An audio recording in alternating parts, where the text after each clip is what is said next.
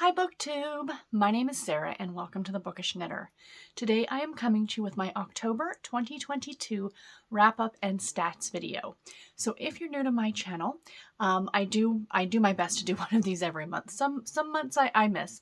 But essentially what I'm doing in this is I'm not going through all of the books that I read. I do that in my weekly wrap-ups, like my weekly reading wrap-ups. Say that 3 times fast. So this one is more stats based. That's why it's wrap up and stats. I'm a bit of a stats nerd. I have spreadsheets that I keep all my reading on, and I go through it at the end of every month and I kind of put everything together and I share it with you guys. And then what I'll do is go through some fun little random bits and bobs about the books that I've read or some of the books that I've read. And then I give you guys my top 5 books of the month. So instead, again, of going through everything that I've already read, I'm only going to give you the top 5 books of the month. So let's jump in and get started. So I've got my tablet out here. So I read 18 books in the month of October, which is the exact same number of books I read in September. Which is kind of fantastic. I'm perfectly okay with that number. It's a great number. I did surpass my Goodreads goal. I surpassed it back in August, I think. So I am 44 books now beyond my original Goodreads goal. And I've read 194 out of 150 books, which puts me at about 129, 130%, which is not too shabby. So in terms of star ratings, I had 1 2-star read, 2 2.5-star reads, 5 3-star reads, 2 3.5-star reads, 6 4 stars, and 2 4.5 stars. So this was not, in terms of some of the books that I read, a lot of them fell flat for me this month, or in October, unfortunately. My average star rating was 3.44, and that is down. In September, it was 3.89. So not as many. I found the better books started to come more towards the end of the month, but it is what it is. Not every book, unfortunately, can be a 5-star read. So in terms of the genres that I read, now, I took the first one here with a pinch of salt, essentially. I read 6 horror novels. Now, they were not horror novels that some of you might be thinking, like a Stephen King or, you know, a Dean Koontz or something like that. I read through the 4 books in the V.C. Andrews Orphan series, the first 4 shorter books, and those were classified on Goodreads as horror, even though they weren't horror in the traditional sense in that way. They were very much a gothic horror, but I wasn't going to create an entire other category on my spreadsheet for them, so I just listed them under horror. So it's, again, take it with a grain of salt, essentially. And yeah, so that's why that one is the highest one for the month of October. Seems fitting for October though, right guys? I read 2 contemporary romances, 2 fantasy romances, which I was trying to remember what those were, but those were the witchy romance books that I read. 1 cozy mystery, an inspirational romance, a romantic suspense, a historical romance, a gothic mystery, a middle grade fiction, a mystery, and 1 YA thriller. So a lot of different genres read in the month of October. I do like to keep track of the number of category romances I read, aka the Harlequin books, because they are like my favorite thing ever, and I'm trying to read as many of them as I can every month. I was down this month. I only read 4, but it was still 22% of what I read was category romance. So I read a love-inspired, an intrigue, a special edition, and a historical, which is fantastic. In terms of the age range of the so in terms of the age range that the books are geared towards, I read 9 books for an adult audience, 6 for a YA audience, and 3 of them were middle grade. And part of that was because I participated in Storm over at Storm Reads Halloween, middle grade Halloween readathon, which she encouraged you to read middle grade spooky books. And I really enjoyed participating in that, by the way. So in terms of the years that the books were published, I read 2 books from the 1980s, 4 books from the 1990s, again, those were the V.C. Andrews books, 1 book published in 2020, 3 books published in 2021, 8 books published this year in 2022. So that was pretty cool. In terms of how I consume the books, 9 were ebooks, 6 were mass market paperbacks, 2 were hardcover, and 1 was a trade paperback. All 18 books were novels. Now, I'm being very loosey-goosey with the term of novel. Again, the V.C. Andrews books come in at like 170 pages, and I read a Sweet Valley Twins book that was 106 pages, but they're not, I just counted them as novels because that's what they were. You know what I mean? Like, I know, again, I'm fudging a little bit, but these are my stats. If you guys have a different opinion, you can do your own stats. But no, that's just the way that I looked at it. So this is a new one that I have that I decided to start keeping. I mean, I've been keeping track of it, but I haven't been sharing it with you guys. So of all the books that I read, 12 of them came off my shelves, whether they be a newer purchase or a book that had been on my shelves for a while. 4 of the books were ARCs, advanced reader copies, so that's great. And 2 of the books came from the library. So that was kind of good. I'm trying to read a lot of what I already have. So I think by sharing that with you guys, it's going to keep me a bit more accountable. Of the 18 books I read, 11 of them were part of a series, and 7 of those books were standalone novels. Of those 11 books that were part of a series, 4 of them were new series that I started, and 7 of them were part of ongoing series. So that's not horrible. My average page count my total page count for the month was 4,644 pages. And if you guys know, if you've been watching my daily little reading vlogs, my goal for the month of November is 6,000 pages. So let's see if I can do that. But this worked out to 150 pages per day. So on to just a few little random stats here. The highest rated book on Goodreads. So this is in terms of how other people rated these books on Goodreads. The highest rated book on Goodreads was The Veteran's Holiday Home by Lee Tobin McLean. It came in with, it has 4 as of today, on Thursday, because I actually grabbed these numbers this morning and I'm filming this video this morning. It had a 4.67 average star rating on Goodreads. I gave it 4 stars. I really liked this one. I thought it was fantastic. The lowest rated book on Goodreads, which was not my lowest rated book of the month, but it was definitely near the bottom, unfortunately, was Lady Helena's Secret Husband by Elizabeth Beacon. This one has an average star rating of 2.60 stars on Goodreads. I gave it 2.5 stars, so pretty much on par with what everybody else on Goodreads thought. The longest book I read in terms of page length was The Lake by Natasha Preston. Came in at a whopping 384 pages, and it was my least favorite book of the month. Fun fact. And then the shortest book that I read was, and I have it right here behind me, The Haunted House by Francine Pascal, which is book number 3 in the Sweet Valley Twins series. Comes in at a whopping 106 pages.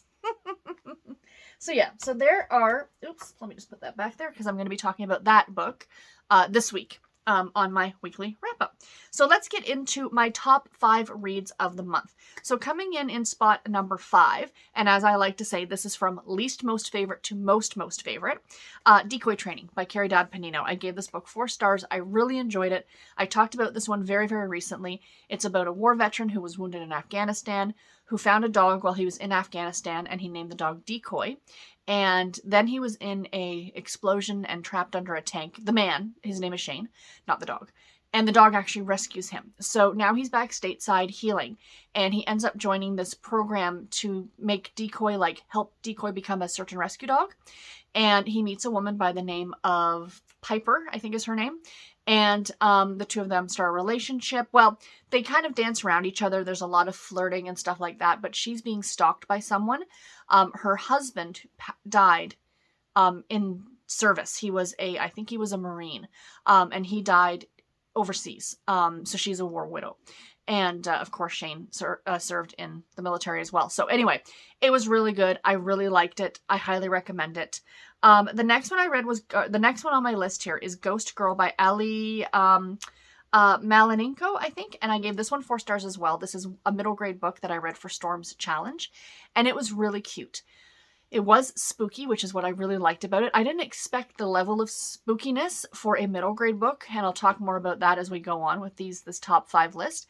But this one was about something happens. Okay, I read this book right at the beginning of the month. There's a thunderstorm that happens, and then these people in this little town go missing, and our main character is kind of trying to find out what's going on. And I really, really liked it. I read it at the beginning of the month, and I do have bits and pieces that I remember, but I can't share them with you because they're going to give away parts of the story. But it was really good, and I did really enjoy it, and I absolutely recommend it. Coming in spot number 3, The Hacienda by Isabel Canis. I gave this one 4 stars as well. I just finished this one recently as well. They say it's a cross between Rebecca and Mexican Gothic, and I can absolutely see that. It deals with a haunted house. It takes place after the Spanish or the Mexican War of Independence, and it's about this woman who marries a higher class gentleman who does not turn out to be the nicest guy, and she's in this house hacienda that he owns, and the house is possessed. and he's got a deceased wife, so you're getting like those shades of Rebecca or even Jane Eyre in there as well. Very spooky, very atmospheric. I really, really liked it. I mean, it didn't rate a 5-star read from me, but I did thoroughly enjoy it, and I thought it just had the best, like, it wasn't overtly scary, but it was scary enough for me, which was great. The next book coming in spot number 2 would be In the Company of Witches by Aura Lee Wallace. I gave this book 4.5 stars. This was a cozy mystery that I absolutely adored. Our main characters are witches, and they own a bed and breakfast. So it's a woman by the name of, I want to say her name is Bailey. And she has 2 very eclectic aunts. Again, I feel like this is an archetype with these crazy kooky aunts. You've seen it ever since you've seen, like, for those of you who have seen the movie Practical Magic. Again, I'll stress, not the book Practical Magic. Completely different. But the movie Practical Magic, where you have the 2 kind of kooky aunts. The Midnight Margaritas scene, essentially, for those of you who have seen the movie.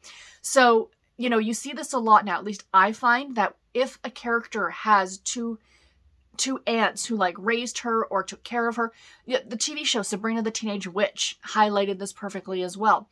So again, Bailey has these 2 kind of kooky aunts, and the 3 of them run this bed and breakfast, and a woman is killed at the bed and breakfast, or she dies. You very quickly find out that she's been murdered, and it's kind of them trying to find out what's going on, because the one aunt is of course being framed, or not framed, she's being like, you know, she's a suspect in the murder essentially. So yeah, I did really, really like this one. I really like the writing on this one. I like the characters on this one. I know in the Discord group, the Killing Time with Cozy's group, this was a buddy read, like a group read for the month of October, and some people didn't like this one. So each to their own. I really enjoyed it. I thought it was great. Coming in spot number 1 was a middle grade book, you guys, and it was Scritch Scratch by Lindsay Curry. I read this one on a whim. I hadn't even planned on participating in Storm's Challenge, because I'm like, I've got so many other things to read. But I'm like, oh, middle grade books are just so much fun. And 2 of them made my top 5 list, so I'm so excited that I decided to do this, participate in it. So I had another book by this author on my list, and then I saw this one at the library, digitally at the library. And I saw that it was based on a real life event, which just totally made my history geek senses like start firing off. So I decided to pick this one up, and I'm super glad that I did. So it's about a young girl who is, as she would be at 12 years old, embarrassed about her family. Her father is a ghost hunter in a way. He's not a ghost hunter, but he like writes books about ghosts, and he does this ghost tour that it takes place in Chicago. That's a big deal. Like, the location of this story is quite a big deal for the story itself. And at the beginning of the book, our main character is asked to go on this bus tour with her dad to kind of help out. And then at the end of the bus tour, she finds this ghost boy is following her around. And it's essentially her and her friends trying to find out who this ghost is who's terrorizing her. There are some very creepy parts in this book, you guys. Like, very creepy for a middle grade audience. Like, I was sitting there reading it at night going like, that's just a little, you know what I mean? Definitely hairs on the back of your neck, standing up kind of an idea. But it does deal with a real historical event that I just read about or heard about not that long ago that took place in Chicago a few years after the sinking of the Titanic. So 1914, I think, is when this happened. And it was a ship that sank in the Chicago River. I don't know what the river is called. I'm sorry. I've been to Chicago, but I'm not very good on the geography. So yeah, so it had to deal with that event, which is an event that they even highlight this in the book, that it's not something that even people who live in Chicago know about, or it's talked about. Like, there's part of it, like there's an exhibit to it in this museum, but nobody ever goes there. Nobody ever talks about it. And it wasn't until I saw a video by Caitlin Doty, who does the Ask a Mortician channel. One of her most recent videos was on this disaster, the Eastland disaster. That's what it was called. And it was fascinating, but it ties into this book. So without getting too much into it, read the book, you guys. If you like middle grade spooky books, I definitely recommend that you give this one a shot if you're a history nerd. This one was a lot of fun, and it might have been written for a middle grade audience, but I'm a 43-year-old woman, and I thoroughly enjoyed it. You know, like, age is just on there just as a recommendation. That doesn't mean anything. I mean, how many of us read YA and all those things, right? You know, a good book is a good book, period, regardless of, you know, if you're 12 years old and you're into Stephen King, read it till you're, you know, to your heart's content. And if you're like me, a 43-year-old woman, and you're reading a book meant for a middle grader, that's perfectly fine too. So anyway, guys, that's all that I have for today's video. I do hope that you enjoyed it. Please let me know in the comments below what was your favorite book that you read in the month of October, and what was your least favorite book. I do like to know that as well. As I told you guys, for me it was The Lake by Natasha Preston. 2 stars, did not enjoy that book. But yeah, share with me in the comments below, and until my next video, everybody, take care and happy reading. Thank you all so much for watching. Bye, guys.